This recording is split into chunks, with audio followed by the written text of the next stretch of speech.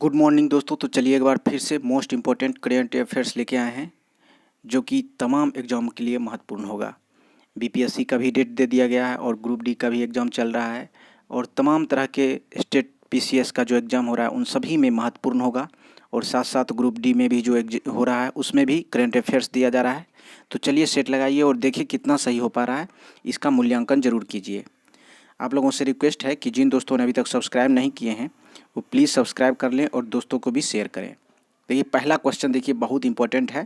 कह रहा है कि खारे पानी से जलने वाले देश के पहले लालटेन का नाम बताएं जिसका आवरण केंद्रीय मंत्री डॉक्टर जितेंद्र सिंह ने किया है। बहुत इंपॉर्टेंट है। खारे पानी से यानी समुद्री जल से जो है पहले लालटेन का अनावरण किया गया है जितेंद्र सिंह के द्वारा तो उसका नाम पूछ रहा है। तो आंसर इसका हो जाएगा रोशनी। ऑप्शन नंबर बी हो जाएगा। ये जो है खारे पानी से यानी समुद्री जल से बनाया गया है। इस लालटेन में एलईडी बल्ब जलाने के लिए कुछ ऐसी तकनीक विकसित की गई है जिससे कि समुद्री पानी से यानी समुद्री पानी से वो एलईडी बल्ब जो है जलने लगेगा। और तो इस तरह से जो है इसका उपयोग अधिकतर जो समुद्री इलाके के मछुआरे हैं या जो भी बस्ती है उन सभी में इसका उपयोग बड़े पैमाने पे किया जा सकता है। तो ध्यान रखिएगा इसका नाम है रोशनी। ऑप्शन नंबर बी हो जाएगा। और ये लालटेन में क्या उपयोग किया गया है तो एलईडी बल्ब का उपयोग किया गया है और समुद्री जल का उपयोग करने के बाद ये जो है जलने लगता है। तो ध्यान रखिएगा ऑप्शन नंबर बी हो गया। मैं तेज़ी से कोशिश करूँगा और हर एक क्वेश्चन पे कम से कम 2-3 इंपॉर्टेंट बातें बताऊँगा। तो देखिए नेक्स्ट क्वेश्चन कह रहा है फीफा अगस्त 2022 में ऑल इंडिया फुटबॉल फेडरेशन को निलंबित क्यों किया। ध्यान रखना है। आंसर इसका हो जाएगा थर्ड पार्टी दखल, यानी थर्ड पार्टी के दखल के कारण जो है ये निलंबित किया गया। ध्यान रखिएगा कि फीफा 2020 से फीफा का चुनाव नहीं हुआ था, ठीक है, और जिसके कारण जो है उन्होंने वार्निंग भी दिया था कि आप चुनाव कीजिए, लेकिन नहीं किया गया। इसके कारण जो है 15 अगस्त 2022 को निलंबित कर दिया गया। तो ऑप्शन नंबर इसका बी हो जाएगा। तो ध्यान रखिएगा ऑल इंडिया फुटबॉल फेडरेशन को निलंबित क्यों किया गया है तो थर्ड पार्टी के दखल से, क्योंकि वो 2022 से फीफा का चुनाव नहीं हुआ था। चलिए अगला क्वेश्चन देखते हैं। नेक्स्ट क्वेश्चन उसी से है। कह रहा है कि फीफा ने भारत के किस विश्व कप की मेज़बानी छीनी, यानी भारत में जो मेज़बानी होने वाली थी उसको छीन लिया गया है। आंसर इसका हो जाएगा फीफा अंडर 17 महिला विश्व कप। ऑप्शन नंबर ए हो जाएगा। ध्यान रखिएगा फीफा अंडर 17 महिला विश्व कप की मेज़बानी जो है वापस ले लिया गया है, जो कि 11 से 30 अक्टूबर के बीच होनी थी, लेकिन क्या बोले कि 2020 में फीफा का जो अध्यक्ष थे उनका चुनाव नहीं हो पाया और इस तरह से जो है इनका निलंबन कर दिया गया है। अब ये विश्व कप अंडर 17 का जो विश्व कप है महिला का वो नहीं हो पाएगा। अगला क्वेश्चन देखते हैं। भारत ने 2022 में किस पड़ोसी देश की नौसैनिक को डॉर्नियर 228 समुद्री निगरानी विमान सौंपा। आंसर इसका हो जाएगा ऑप्शन नंबर सी श्रीलंका को। श्रीलंका को जो है भारत ने 15 अगस्त 2022 को यह डॉर्नियर 228 समुद्री विमान जो है, समुद्री विमान ये है कि समुद्र में जो है ये निगरानी करने के लिए इस विमान का उपयोग किया गया है।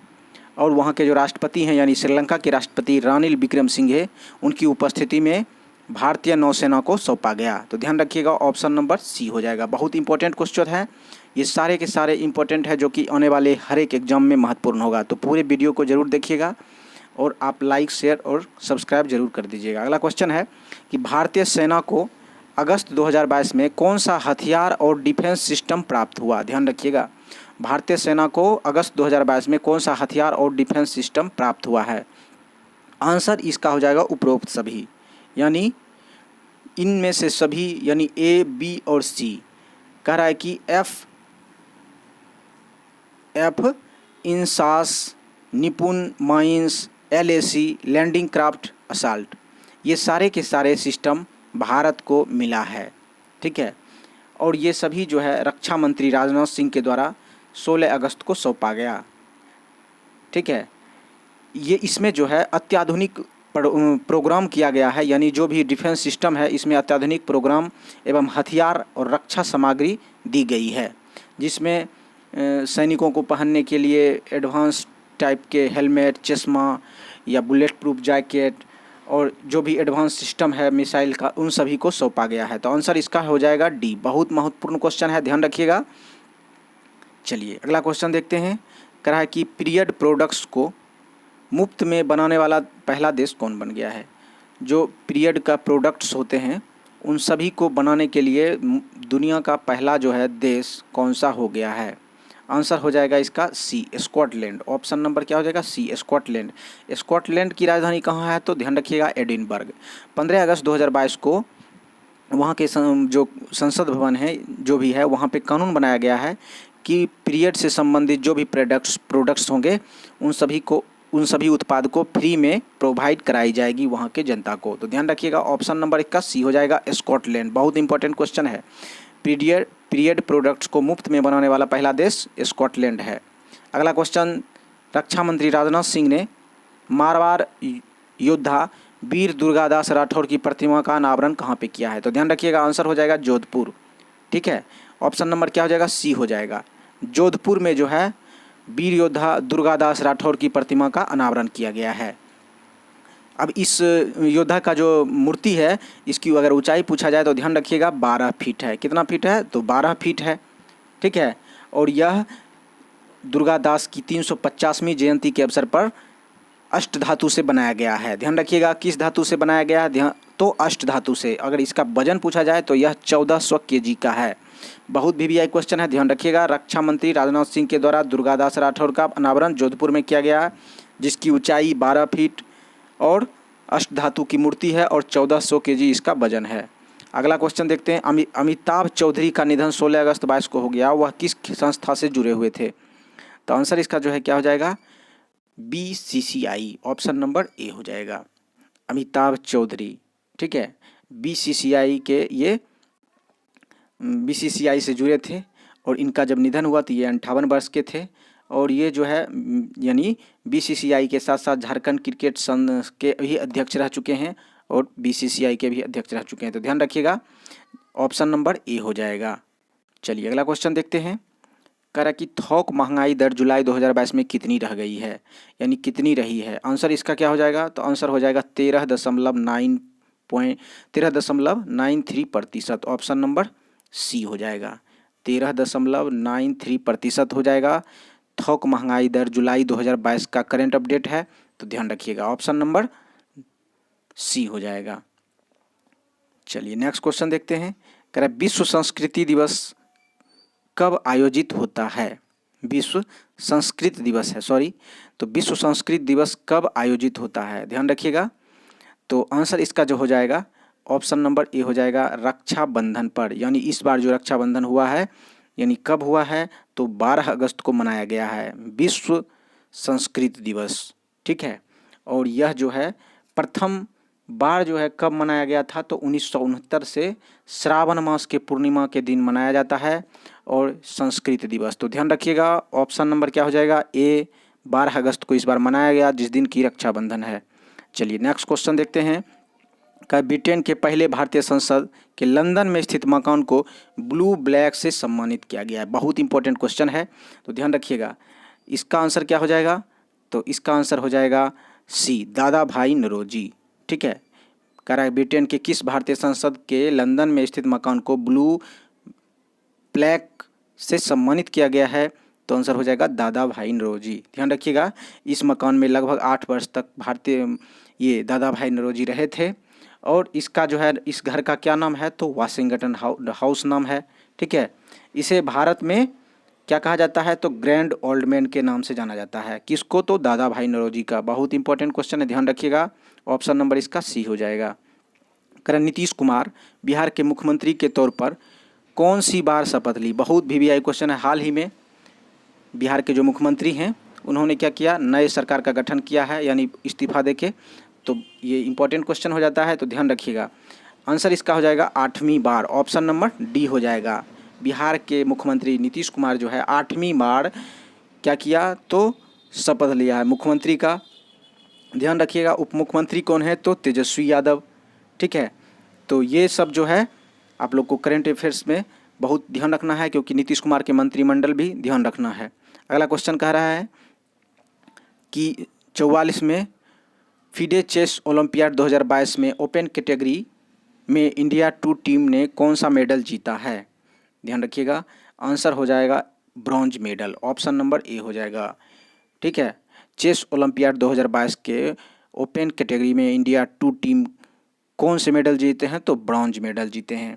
बहुत इंपॉर्टेंट क्वेश्चन है, ध्यान रखिएगा। ये चेन्नई के ममल्लपुरम में हुआ था। कहाँ पे हुआ? तो चेन्नई के ममल्लपुरम में इसका आयोजन हुआ था। भारत की ओर से इसमें 3 टीम जो है हिस्सा लिया था। ठीक है, इंडिया 1, इंडिया 2 और इंडिया 3। बहुत इंपॉर्टेंट क्वेश्चन है। चलिए अगला क्वेश्चन देखते हैं। फिर वही क्वेश्चन, नेक्स्ट क्वेश्चन है कि 44 में फीडे चेस ओलंपियाड 2022 में ओपन कैटेगरी में किस भारतीय खिलाड़ी को व्यक्तिगत रूप से गोल्ड मेडल मिला? व्यक्तिगत रूप से इसमें पूछा गया है। आंसर इसका क्या हो जाएगा? तो आंसर इसका हो जाएगा डी, यानी ऑप्शन नंबर ए और बी दोनों को। डोमराजू गुकेश और निहाल सरीन, इन दोनों को जो है व्यक्तिगत रूप से इन्होंने गोल्ड जीता है। ठीक है, और इन्होंने गुकेश जो है 11 में से 9 अंक लाया और निहाल सरीन ने 10 में से 7.5 अंक ला के इन्होंने गोल्ड मेडल जीता। तो आंसर इसका बहुत इंपॉर्टेंट है, डी हो जाएगा। दोस्तों इसमें सारे के सारे इंपॉर्टेंट क्वेश्चन हैं, तो ज़रूर देखिएगा। नेक्स्ट क्वेश्चन है कि 44वें फीडे चेस ओलंपियाड 2022 में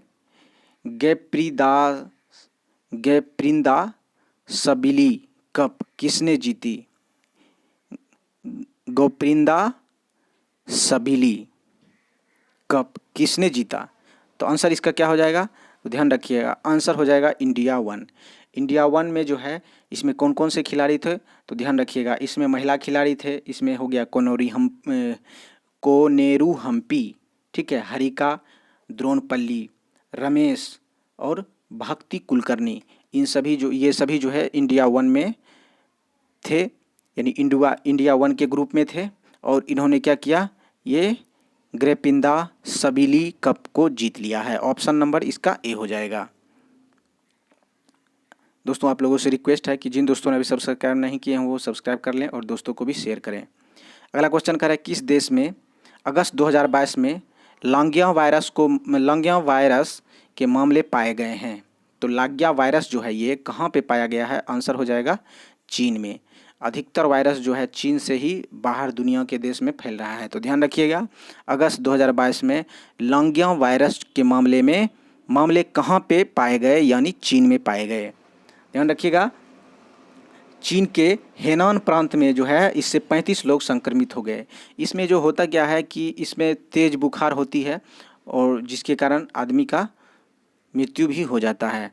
तो ध्यान रखिएगा कहाँ पे हुआ? तो चीन के हेनान प्रांत में। चलिए अगला क्वेश्चन देखते हैं, और तेज़ी से फैल भी रहा है। नेक्स्ट क्वेश्चन कह रहा है कि भारत के नए राष्ट्रपति से मिलने वाले पहले विदेशी राष्ट्र अध्यक्ष कौन बन गए हैं? भारत के जो नए राष्ट्रपति चुने गए हैं उससे विदेशी राष्ट्रीय अध्यक्ष मिलने वाले पहले कौन हैं? आंसर इसका क्या हो जाएगा? आंसर हो जाएगा Ibrahim Mohammed Sohil. Option number A हो जाएगा, इब्राहिम मोहम्मद सोहिल।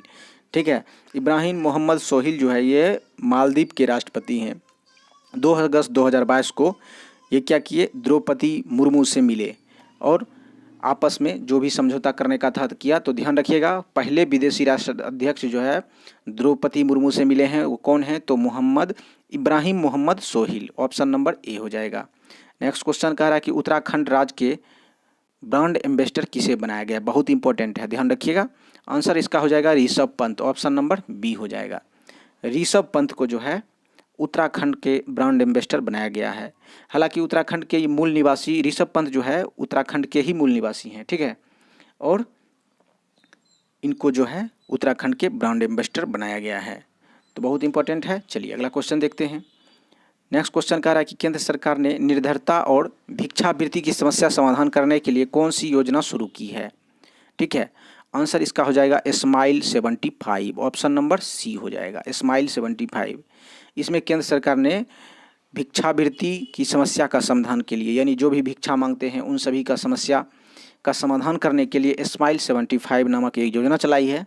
और इस योजना में क्या होगा कि गांव और शहरों में सरकारी और गैर सरकारी सभी संस्था को सहायता दिया जाएगा और जो भी भिक्षा वृत्ति की समस्या है वहाँ पे उसको सुधार किया जाएगा और उसको समाधान किया जाएगा। तो आंसर हो जाएगा इसका स्माइल 75, ऑप्शन नंबर सी हो गया। अगला कह रहा है कि counselling of scientific and industrial research की पहली महिला महानिदेशक कौन बन गई है? आंसर हो जाएगा इसका बी, नल्ला थम्बी कोलाई से बी, ऑप्शन नंबर बी हो जाएगा, नल्ला थम्बी कलाई से बी। ठीक है, counselling of scientist and industrial research की पहली महिला महानिदेशक। तो ध्यान रखिएगा, पहली महिला महानिदेशक CSIR की बनी है और ये जो है 80 वर्ष के हैं, 80 वर्ष में जो है पहली बार ऐसा हुआ कि CSIR की पहली महिला महानिदेशक के रूप में बनी है।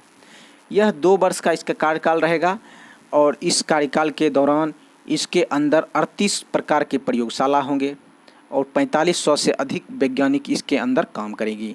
तो पहली महिला CSIR की पहली महिला महानिदेशक कौन है? नल्ला थम्बी कलाई से बी, ऑप्शन नंबर बी हो जाएगा। चलिए नेक्स्ट क्वेश्चन देखते हैं। दोस्तों इसमें सारे इम्पोर्टेंट क्वेश्चन हैं, आप पूरे वीडियो ज़रूर देखिएगा, तब आपको आने वाले एग्जाम में कोई दिक्कत नहीं हो पाएगा। चलिए अगला क्वेश्चन देखते हैं। किस राज्य की विधानसभा ने अगस्त 2022 में सामूहिक धर्मांतरण के खिलाफ बिल पारित कर दिया गया है? आंसर इसका हो जाएगा हिमाचल प्रदेश। हिमाचल प्रदेश क्या किया है कि जो भी सामूहिक रूप से धर्मांतरण किया जाएगा या दो से अधिक लोगों का धर्मांतरण जहां भी होगा उसके खिलाफ एक बिल पारित किया गया है। और पहले इसमें जो है इस तरह के कानून में 8 वर्ष की सज़ा होती थी और इसमें अब जो है 10 वर्ष की सज़ा कर दिया गया है। ठीक है, पहले इसमें 7 वर्ष की सज़ा होती थी, अब 10 वर्ष कर दिया गया है। और 13 अगस्त 2022 को यह बिल पारित कर दिया गया है, जो कि बहुत इम्पोर्टेंट है कि कोई भी आदमी अब सामूहिक रूप से किसी भी आदमी का धर्मांतरण नहीं कराया जा सकता है। आंसर हो जाएगा हिमाचल प्रदेश, ऑप्शन नंबर सी हो जाएगा। नेक्स्ट क्वेश्चन देखते हैं। क्या है? कह रहा है कि राकेश झुनझुनवाला का निधन 14 अगस्त 2022 को हो गया। ध्यान रखिएगा, राकेश झुनझुनवाला का निधन हो गया 14 अगस्त 2022 को। वे क्यों प्रसिद्ध थे? तो ध्यान रखिएगा, निवेशक के तौर पे, ऑप्शन नंबर ए हो जाएगा। राकेश झुनझुनवाला एक निवेशक थे जो कि शेयर बाजार में मुख्य रूप से पैसे को निवेश किया करते थे। ठीक है, और इन्होंने शेयर बाजार के साथ साथ फिल्म में भी निवेश किया करते थे। 5 जुलाई 1960 को इनका जन्म हुआ था। ध्यान रखिएगा, 5 जुलाई 1960 को इनका जन्म हुआ था।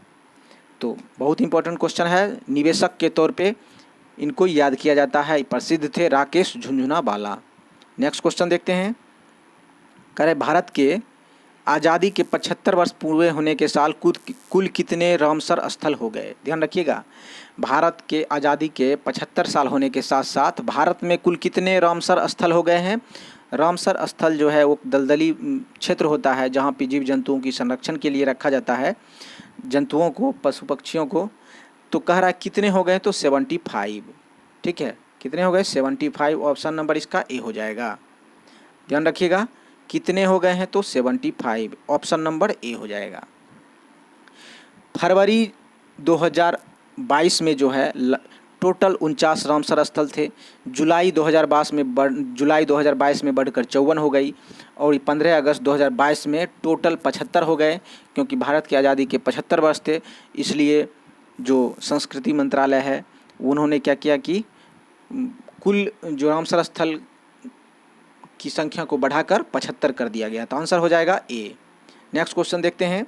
भारत में कितने नए वेटलैंड को अगस्त 2022 में वैश्विक रामसर स्थल का दर्जा मिला? इसकी संख्या 75 हो गई। ठीक है, तो अगस्त 2022 में कितना बढ़ गया इसके बारे में पूछ रहा है। तो आंसर हो जाएगा डी। सिर्फ अगस्त में जो है टोटल 21 रामसर स्थल की सूची में ऐड किया गया, जिसके कारण अब इसकी संख्या 75 हो गई है। तो ध्यान रखिएगा, भारत में टोटल रामसर स्थल की संख्या 75 हो गया है। चलिए अगला क्वेश्चन देखते हैं।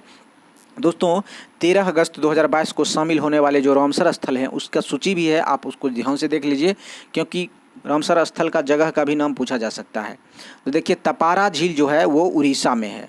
तपारा झील उड़ीसा में है, इसको भी रामसर स्थल में शामिल किया गया। हीराकुंड जलाशय उड़ीसा में है। अनसुपा झील ये भी उड़ीसा में है। यशवंत सागर ये मध्य प्रदेश में है, इन सभी को शामिल किया गया है। अगला देखिए, कह रहा है कि चित्रागुंडी पक्षी अभ्यारण्य ये तमिलनाडु में है। उसके बाद सुचिंद्रम थेरूर वेटलैंड कम्प्लेक्स तमिलनाडु, इनको भी शामिल किया गया है। बडूबूर पक्षी अभ्यारण्य तमिलनाडु में है, इसको भी शामिल किया गया है। कांजीरकुलम पक्षी अभ्यारण्य तमिलनाडु में है, इसको भी किया गया है। ठाणे क्रीक महाराष्ट्र में है, इसको भी किया गया है। और दो है जो कि जम्मू कश्मीर से है, तो Hygam wetland conservation reserve Jammu Kashmir और Shallabugh wetland conservation reserve Jammu Kashmir, तो इन सभी को जो है 2022 के 13 अगस्त को शामिल किया गया है। चलिए अगला देखते हैं। अगला एक चीज़ और देख लेते हैं कि किस राज्य में कितने रामसर स्थल हैं। ध्यान रखिएगा, किस राज्य में कितने रामसर स्थल हैं। तो रामसर स्थल की संख्या देखिए, लद्दाख में 1 है, जम्मू कश्मीर में 6, उत्तराखंड में 1, पंजाब में 6, हरियाणा में 2, हिमाचल प्रदेश में 2, हिमाचल प्रदेश में 3, उत्तर प्रदेश में 10, बिहार में 1, मध्य प्रदेश में 4, राजस्थान में 2, गुजरात में 4 और उड़ीसा में 6, मिजोरम, असम और त्रिपुरा, मणिपुर इन सभी में 1 है, पश्चिम बंगाल में 2, महाराष्ट्र में 3, गोवा में 1, आंध्र प्रदेश और कर्नाटक में भी 1। सबसे ज़्यादा जो है वो तमिलनाडु में है। ध्यान रखिएगा, सबसे ज़्यादा रामसर स्थल की संख्या तमिलनाडु में है। और केरल में कितना है, तो 3 है।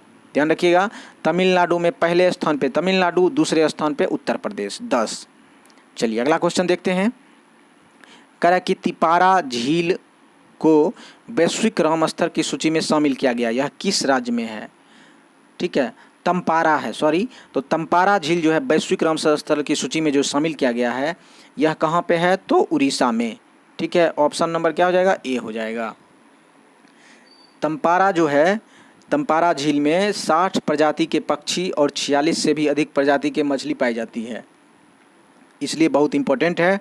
और यह मीठे पानी की झील है और इसमें जो है सभी जीव जंतुओं का एक तरह का संरक्षण है, इसलिए रामसर सूची में शामिल किया गया है। तो कहाँ पे है तम्पारा झील, तो उड़ीसा में। नेक्स्ट क्वेश्चन देखते हैं। किस राज्य के हीराकुंड जलाशय को वैश्विक राम स्तर की सूची में डाला गया। आंसर इसका हो जाएगा उड़ीसा। ऑप्शन नंबर क्या हो जाएगा, सी हो जाएगा। हीराकुंड जलाशय को वैश्विक राम स्तर की सूची में भी डाला गया है। इसमें जो है यह हीराकुंड जलाशय से पनबिजली भी उत्पन्न की जाती है। तो ध्यान रखिएगा, हीराकुंड जलाशय से वैश्विक स्तर पर 300 मेगावाट बिजली उत्पन्न किया जाता है और यह उड़ीसा के मिट्टी से बने बांध पर, ठीक है, यह उड़ीसा का जो हीराकुंड बांध है, हीराकुंड जलाशय, यह मिट्टी का बांध बना हुआ है और इसकी शुरुआत जो है 1957 से शुरू कर दिया गया था, 1957 से। ध्यान रखिएगा, बहुत इंपॉर्टेंट है ये। हीराकुंड जलाशय से पूछा जाएगा कि इसे भी वैश्विक रामसर स्थल की सूची में शामिल किया गया है। ये उड़ीसा में है और इससे 300 मेगावाट का बिजली भी पैदा किया जाता है। ऑप्शन नंबर इसका सी हो जाएगा। अगला क्वेश्चन देखते हैं। भारत की आज़ादी के 75 साल हासिल की गई अहम उपलब्धियों को दर्शाने के लिए गूगल कौन सा प्रोजेक्ट लॉन्च किया है। आंसर हो जाएगा इंडिया की उड़ान। ऑप्शन नंबर जो है ए हो गया। कौन सा प्रोजेक्ट लॉन्च किया, तो इंडिया की उड़ान। ठीक है, भारत की संस्कृति और पर्यटन मंत्री किशन रेड्डी जो है 5 अगस्त 2022 को लॉन्च किया है इस प्रोजेक्ट को, और इसमें जो है भारत का जो भी उपलब्धि है उन सभी को दिखाया जाएगा। उसका नाम क्या है, तो इंडिया की उड़ान है। ऑप्शन नंबर ए हो गया। अगला क्वेश्चन है कि यूएन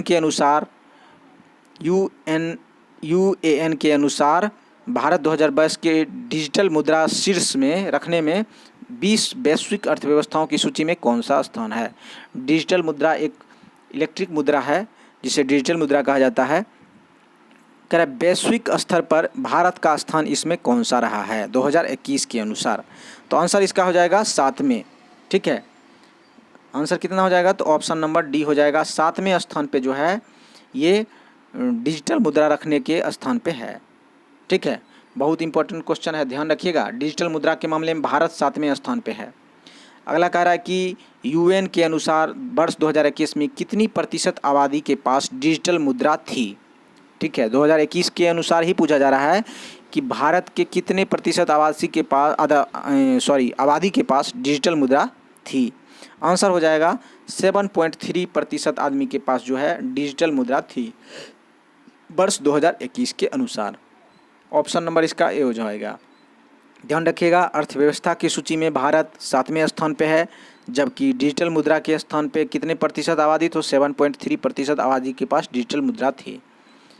अगला क्वेश्चन देखते हैं, कह रहा है चीन से तनाव के बीच LAC के पास भारत और USA के बीच युद्ध अभ्यास आयोजित किया गया। ठीक है, चीन से तनाव के बीच LAC के पास भारत और USA के बीच किस राज्य में युद्ध अभ्यास आयोजित किया गया? आंसर हो जाएगा उत्तराखंड, ऑप्शन नंबर सी हो जाएगा। उत्तराखंड में जो है भारत और चीन के बीच जो तनाव हो रहा है, झड़प बार बार हो रही है बॉर्डर के पास, तो इन सभी के बीच भारत और अमेरिका ने युद्ध अभ्यास को आयोजित किया उत्तराखंड में। ध्यान रखिएगा, यह 18वां संस्करण है। भारत और USA के बीच युद्ध अभ्यास जो आयोजन होगा वह 18वां संस्करण होगा। यह जो है 13 से 31 अक्टूबर के बीच उत्तराखंड के औली में आयोजन होगा, जो कि LAC से लगभग 100 किलोमीटर के दूरी पे है। ठीक है, LAC से लगभग 100 किलोमीटर की दूरी पे है ये जगह जहाँ पे कि ये युद्ध अभ्यास का आयोजन होगा। तो ऑप्शन नंबर इसका सी हो जाएगा। नेक्स्ट क्वेश्चन देखते हैं। अगला क्वेश्चन देखिए, कह रहा है किस देश में Romeo helicopter MH-60R multi role navy को शामिल किया गया है? बहुत इंपॉर्टेंट क्वेश्चन है। किस देश में निर्मित Romeo helicopter MH-60R multi role navy को शामिल किया गया है? बहुत इंपॉर्टेंट है। आंसर इसका हो जाएगा ए, यानी अमेरिका। ऑप्शन नंबर क्या हो जाएगा? ए हो जाएगा। अमेरिका में इसे क्या किया गया है? अमेरिका में इसे निर्मित किया गया है और भारत इसे जो है अपने जो सैनिक को दिया है और इसे जो है कहाँ पे तैनात किया है? तो INS विक्रांत पे तैनात किया जाएगा।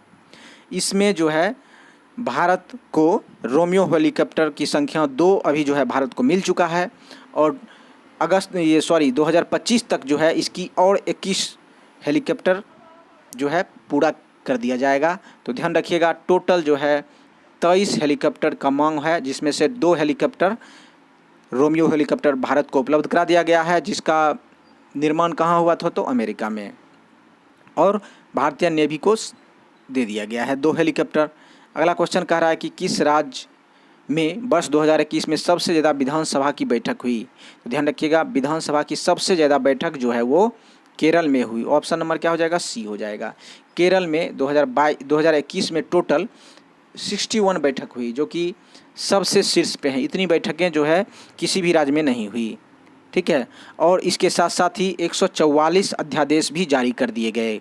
ठीक है, केरल सरकार के द्वारा यानी केरल गवर्नमेंट के द्वारा सबसे ज़्यादा विधानसभा की बैठक हुई 61 और टोटल 144 अध्यादेश जारी कर दिए गए। आंसर हो जाएगा ऑप्शन नंबर इसका सी।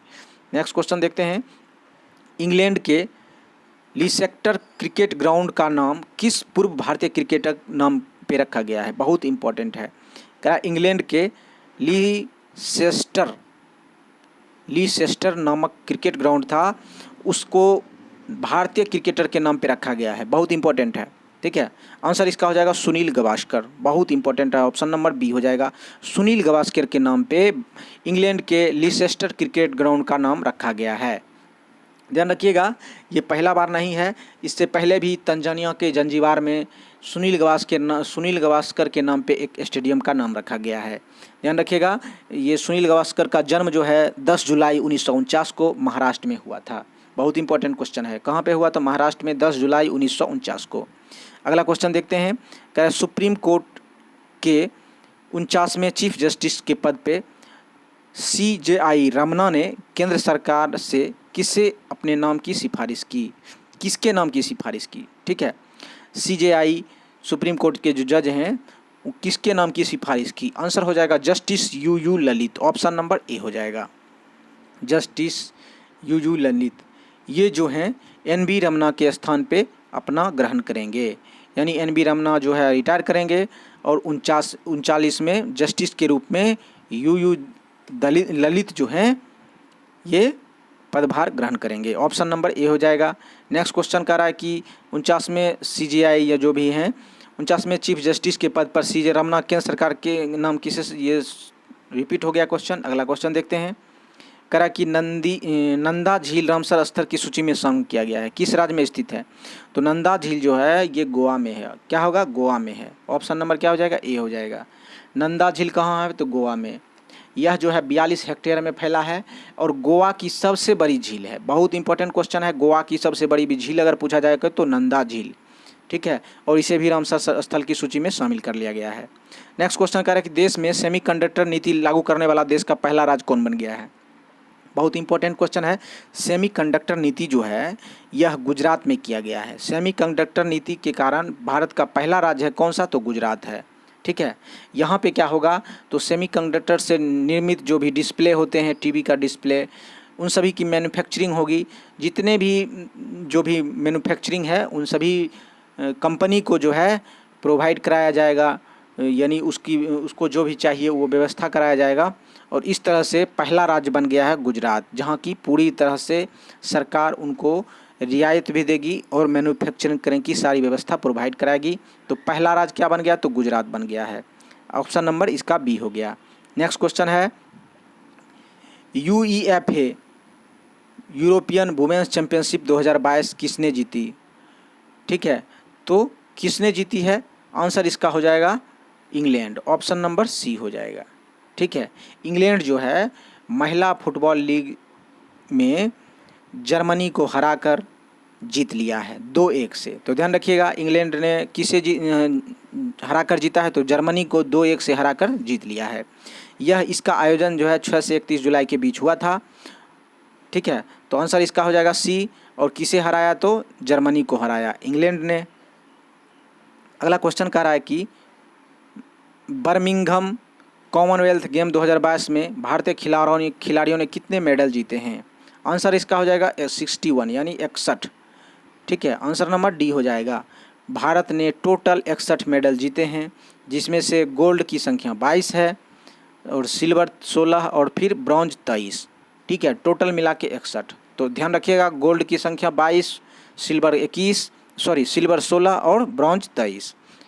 नेक्स्ट क्वेश्चन देखते हैं। आप लोगों से रिक्वेस्ट है कि जिन दोस्तों ने सब्सक्राइब नहीं किए प्लीज़ सब्सक्राइब कर लें, दोस्तों को भी शेयर करें और ये पूरा वीडियो ज़रूर देखिए, ताकि हर एग्ज़ाम में आपको ज़रूरत होगा।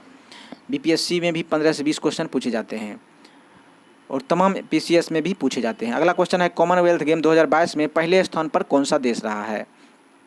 तो ध्यान रखिएगा, कॉमनवेल्थ गेम में पहले स्थान पे ऑस्ट्रेलिया रहा है। ऑप्शन नंबर क्या हो जाएगा? बी हो जाएगा।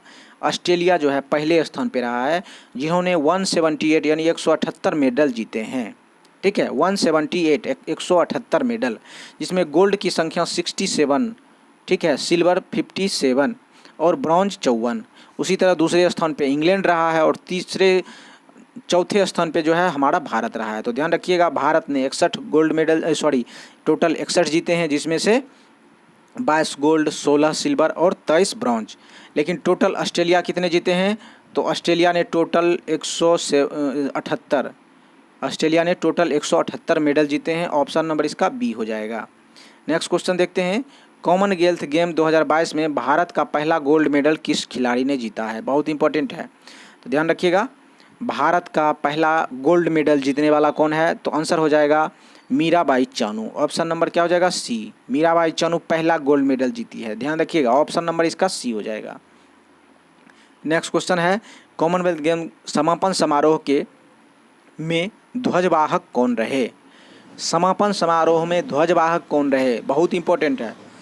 आंसर हो जाएगा इसका अंचिता, शरथ कमल और निकहत जरीन, ठीक है। इन दोनों ने भारत की तरफ से समापन समारोह में ध्वजवाहक के रूप में झंडा फहराया, ठीक है। अगला क्वेश्चन देखते हैं।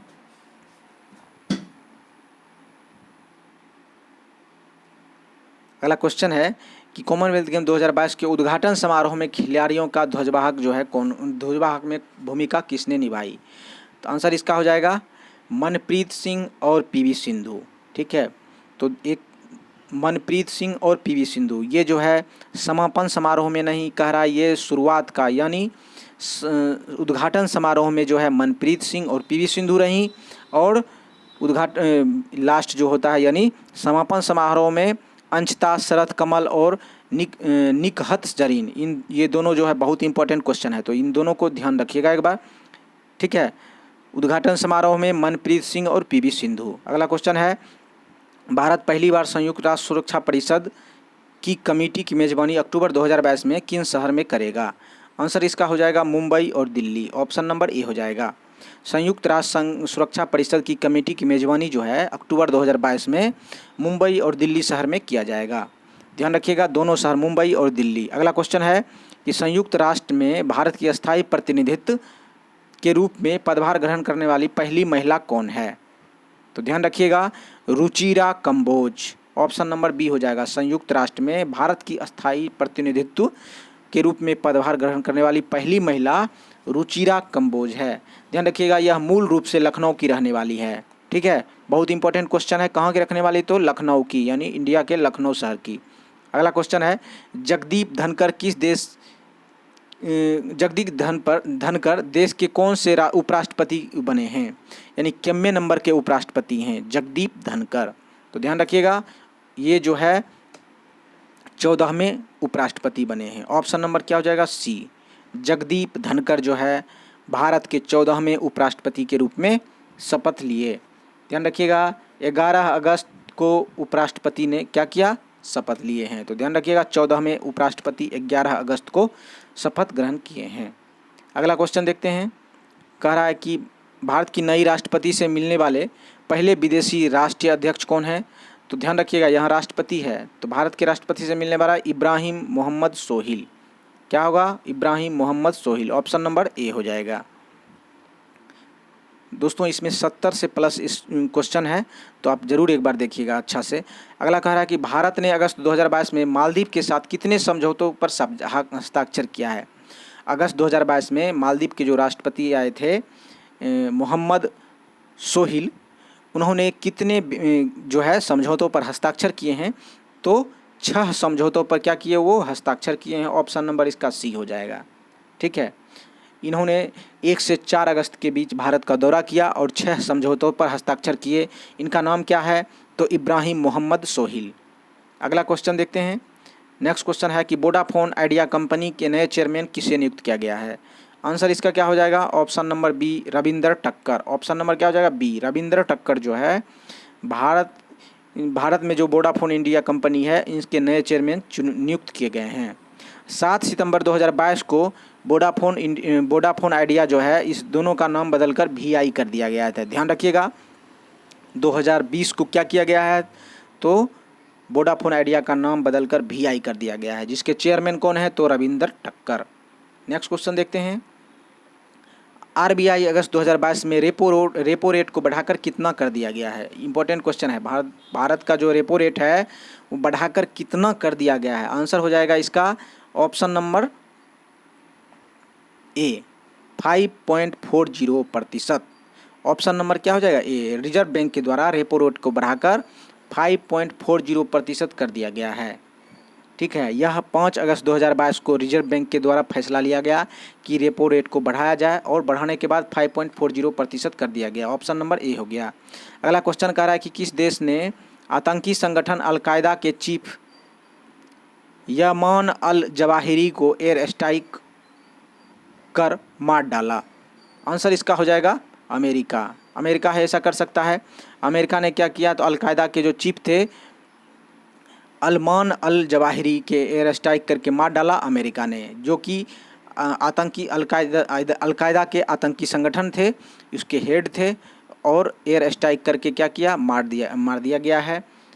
यह जो है उन्हीं जो 9/11 का हमला हुआ मुंबई में, इसका भी मास्टरमाइंड था और जुलाई 2022 में इसे मार गिराया, जिसकी घोषणा अमेरिका के द्वारा किया गया है। तो ऑप्शन नंबर इसका ए हो जाएगा, जो कि क्या था? आतंकी संगठन अलकायदा के चीफ थे और एयर स्ट्राइक में मारा गया। ऑप्शन नंबर इसका ए हो गया। अगला क्वेश्चन है, किस राज्य ने अगस्त 2022 में पेशा कानून लागू किया?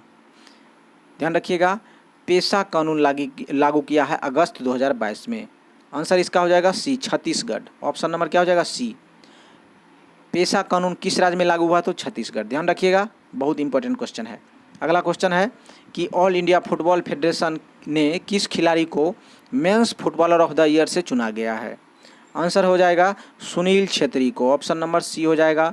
ऑल इंडिया फुटबॉल फेडरेशन के द्वारा सुनील छेत्री को mains football of the year 2022 के लिए चुना गया। इन्होंने 9 अगस्त 2022 को इसके लिए ऑर्डर ऑफ द ईयर चुना गया। ध्यान रखिएगा कब चुना गया, तो 9 अगस्त 2022 को। ऑप्शन नंबर इसका सी हो जाएगा। अगला क्वेश्चन देखते हैं। कह रहा है कि विश्व शेर दिवस कब मनाया जाता है? विश्व शेर दिवस लायन डे कब मनाया जाता है? आंसर हो जाएगा 10 अगस्त को। Option number C. विश्व लायन डे यानी वर्ल्ड लायन डे कब मनाया जाता है? 10 अगस्त को। लायन डे जो है प्रतिवर्ष 2016 से 13 से मनाया जाता है। विश्व शेर दिवस 2013 से लगातार 10 अगस्त को मनाया जा रहा है। तो दोस्तों ये कैसा लगा ये वीडियो आपको ज़रूर बताइएगा। अब देखते हैं बिहार के जो मंत्रिमंडल हैं उसमें कौन कौन से मंत्री कौन कौन से पद लिए हैं, पद धारण किए हैं, उसके बारे में एक बार देख लें, क्योंकि हो सकता है आने वाले एग्जाम में मंत्रिमंडल से ज़रूर पूछा जाएगा। तो ध्यान रखिएगा नीतीश कुमार जो है ये 8वें बार जो है नीतीश कुमार क्या किए, शपथ लिए मुख्यमंत्री के। और इनके अंदर जो है सामान्य प्रशासन, गृह मंत्रालय, मंत्रिमंडल सचिवालय, निगरानी और निर्वाचन विभाग रखा गया है। जबकि तेजस्वी यादव जो हैं, जो कि उप मुख्यमंत्री हैं भारत के, उनके पास जो है स्वास्थ्य, पथ निर्माण विभाग, नगर विकास एवं आवास और ग्रामीण कार्य, इन सभी को जो है तेजस्वी यादव देखेंगे। उस तरह से अगला क्वेश्चन देखते हैं इसमें क्या क्या है। तो विजय कुमार चौधरी को वित्त, वाणिज्य कर और संसदीय कार्य के रूप में मंत्री के रूप में चुना गया है। विजेंद्र सिंह यादव ऊर्जा और योजना विकास मंत्रालय के रूप में चुना गया है। और इस तेज प्रताप यादव जो कि तेजस्वी यादव के भाई हैं, उनको जो है पर्यावरण, वन और जलवायु परिवर्तन मंत्रालय दिया गया है। ध्यान रखिएगा। अशोक चौधरी भवन निर्माण। उसके बाद देखिए बहुत इंपॉर्टेंट, सबको देख लेते हैं। पर्यटन में कौन है, तो कुमार सर्वजीत, ठीक है। लोक स्वास्थ्य अभियंत्रण में कौन है, तो ललित कुमार यादव। और इस तरह से आप देख सकते हैं पूरे वीडियो में मैंने धीरे धीरे बताया है। तो इन सभी सूची को ज़रूर देख लें जो इम्पोर्टेंट आपको लगता है। तो आज के लिए यहीं तक। थैंक यू, धन्यवाद। कैसा लगा वीडियो ज़रूर कमेंट कीजिएगा। और मैं 5 से 7 दिन के बाद इम्पोर्टेंट क्वेश्चन को सिलेक्ट करने के बाद ही वीडियो बनाता हूँ। तो प्लीज़ आपसे रिक्वेस्ट है कि लाइक करें, शेयर करें और सब्सक्राइब ज़रूर कर दें। थैंक यू, धन्यवाद।